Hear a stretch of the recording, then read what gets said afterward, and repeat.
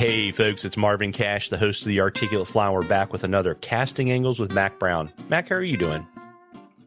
I'm doing great. How you doing, Marvin? As always, I'm just trying to stay out of trouble, and you've been off the water for about a week because you knocked out almost 80 miles on the AT over spring break.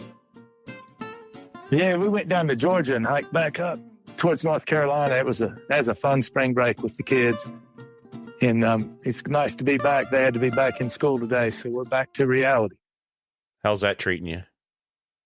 Oh, it's good. Reality's good. But it's nice weather. We got a lot nicer weather, since we've been home than what we had when we were, we had several days of really high wind and rain. And so it's nice seeing this blue sky and all the birds singing, and spring is here. Yeah, and so are the crowds. We were talking before we started recording, and, most states have some kind of trout opener that, at least in our part of the world, usually revolves around hatchery fish. But, that brings a ton of people out on the water.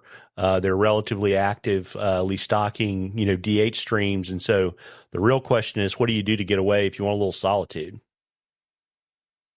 Well, I think a couple of good options is like to get up in some warm water fishing, like the Pigeon, or like where I live, the Little Tennessee, Fontana Lake. Go after brim or crappie or something fun like that if you got kids and stuff with you. And then the other thing is go up high, like if you want to get away from the crowds, and don't go to a DH, because right now it's just insane. Like when I got home, I looked at this. I live right above the church there on Deep Creek, and when we got home on Sunday night, there was like 8 cars all going to catch the big one at the church hole. It's like, who wants to do that? Fish with 8 people. But I don't know. I think the key is just go somewhere else, like go up high and get away from the crowds. The same thing happened in Georgia. We stayed at Unicoi Park the last night in right above Helen, and you could see it there on the Smith River and the Chattahoochee.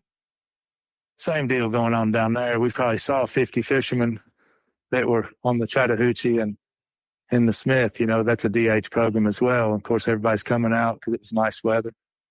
But I don't know. I don't think they have as many options probably around Unicoi is up here. But we have a lot of options up here. We're really blessed. In Swain County, there's a lot of water. There's a lot of water that stays untouched most of the year because people are too lazy to walk to it. So if you're willing to walk for a couple hours, then yeah, you can get to stuff where you don't see anybody all day. Yeah, and the great thing about it, right, is, we've had a decent amount of rain this spring, so you got good water levels up high. So it's not like you're doing this in August trying to beat the heat and you get up there and it's a trickle.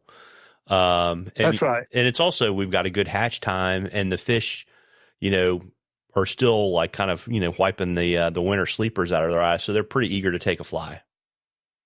Oh, yeah. Dry fly. I mean, you could go up high right now in the park and you wouldn't need to nymph fish or tight line Euro nymph or any of that. You could just take a single dry fly and go up there and fish all day long and have a blast. I mean, that's the way the park fishes most of the time. Fish are looking up.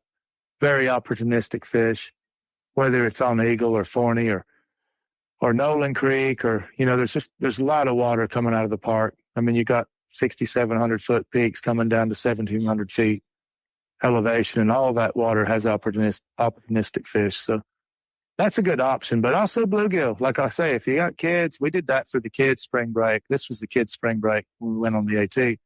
But years ago, we went down on the Buffalo. Of course, that's a pretty good drive from here. It's like 12 hours away. The Buffalo that flows into the White River in Arkansas, it's a national scenic river.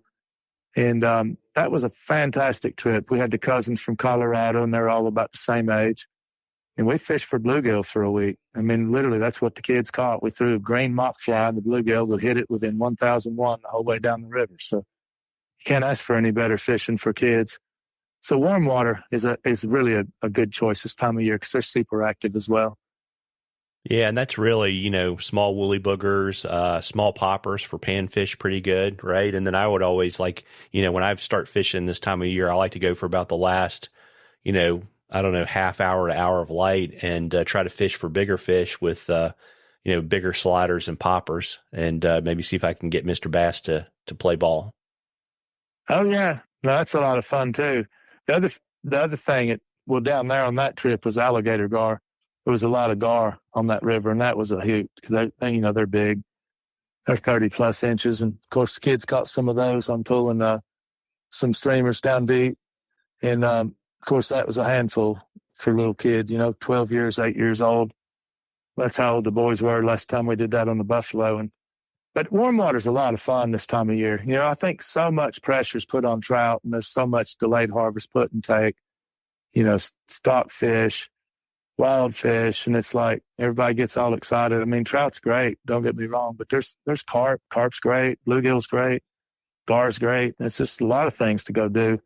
And I think that if maybe there's a lot of excess pressure this time of year just on trout, so I think it's a lot of fun to go after something that's a lot of times warm water fish too. Yeah, the other thing is it's good practice because we've got a major hatchery in the state of North Carolina that's going to be offline for a few years. Oh, yeah. Now, I did a post on that on Facebook a few weeks ago if people want to read about it, but it's going to be shut down for several years, and we're looking at getting less than a third of the normal DH stockings that they've had for the last since it started in 91. So, I mean, basically, you're going to see a lot of, I don't know what's going to happen with all that, to be honest, but they're going to try to buy fish. There's a lot of what ifs going on with it right now, but that'll really change the game. It's not going to be like what it's been, for sure. I mean, it's going to change it. It has to change it. Because if you only have a third of the fish and they're not stocking big fish, they said the average fish is going to be much smaller than what we've seen over the years, So I can't imagine a lot of tourists are going to be excited to come up and catch 8, 9-inch fish. Sounds like maybe you should just go up high. Well, that's what I'll do, Marvin. If you come up and visit me, Marvin, we're just going to go up high. Yeah. We're going to walk in a couple hours, just go up high and have fun. Yeah. It's interesting too, right? So you're back from spring break. So you've got reentry. So, that means you've got schools, you got guide trips. You want to talk a little bit about upcoming schools and let folks know how to find you so they can book in fish with you? Yeah, we got the next thing up is, I guess the casting school, the 27th, 28th weekend, and it's an advanced line control school for fly casting for those that want to take up, salt water and do better with their presentation cast with curves and piles and cut cast and the things that we use a lot when we fish. And of course, that's always a fun thing having that in April, and we do it again in September. But that's the next big thing on the table of the school in April's. I already got that. There's no room in that, so I better not even talk about it. But they can find that information on Mac Brown Fly Fish or the flyfishingguideschool.com or on social media, same names. And if they want to find that information on either one of those. But yeah, we're looking forward to the casting one. That's probably one of my favorite 2 days of the year. And then you can see people really, really grow over the 2 days. Of course, most people will neglect that for 20, 30 years and go to Patagonia and realize they can't cast in the wind. And then they, oh my gosh, my cast is not what I thought it was. And then they want to get a tune-up, they call it. But the reality is casting works by building foundation from the beginning, not tune-ups 30 years later. Yeah, it's funny you say that because I've got all the hula hoops. I've got an old duck blind bag full of cones and measuring tapes and all kinds of stuff, and have been getting out trying to do my 30 minutes several times a week just to kind of work on one thing and see if I can't dial things in. That's a fun thing to do. Having a bag like that's really, really, really good, when you're out practicing too, to have a course and have an agenda and have some goals of what you're working on. And I think that's a big part of it as well. So, yeah, no, it's always a fun thing. The 2-day school is just fun because you see people really grow and progress. And you see those light bulb moments go on with the students, and that's a good feeling as a teacher. So that's one of my favorite things of the year by far. Yeah, a whole lot more rewarding than just doing a guide trip. Guide trip, yeah, they might catch a fish, but my gosh, they put 28,000 in the river right now, so surely they could catch a fish. Yeah, it's funny. Back on the casting practice bag. So if folks are interested, I have. Probably, I don't know, maybe a dozen or more little of those low soccer cones. And I've obviously got one of your pipe tools in there. And chopsticks when I'm teaching, just so I can show people that closing the wrist rod tip movement thing if I, really quickly. But then also, hula hoops with different sizes. And I always keep, yarn. I always, for casting practice, I'm always using 0x leaders because I think that's just an FFI casting test hang up, to just keep a 0x leader with you so it'll straighten out real well. And, Right. a long track and field measuring tape and some business cards and some sunscreen and a baseball cap and stick the reels in there, and I'm always ready to go. Well, what about the articulate fly sticker?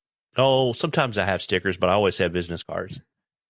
No, that's good. We ought to list that for them. I'm serious. Let's have a little kit for those that want to get out and do that and go down that route. We'll have to list that when we post this. Yeah, what I'll do? I'll go and I'll put a specific practice Instagram post out, and I'll list all that stuff out. And I think the biggest trick, right? And Mac, you and I talk about this all the time, and whether it's practicing or fishing, keeping your gear together and in a place where it's easy to put it in your car and go. It will really help you, one, practice more, and it'll also help you fish more, right?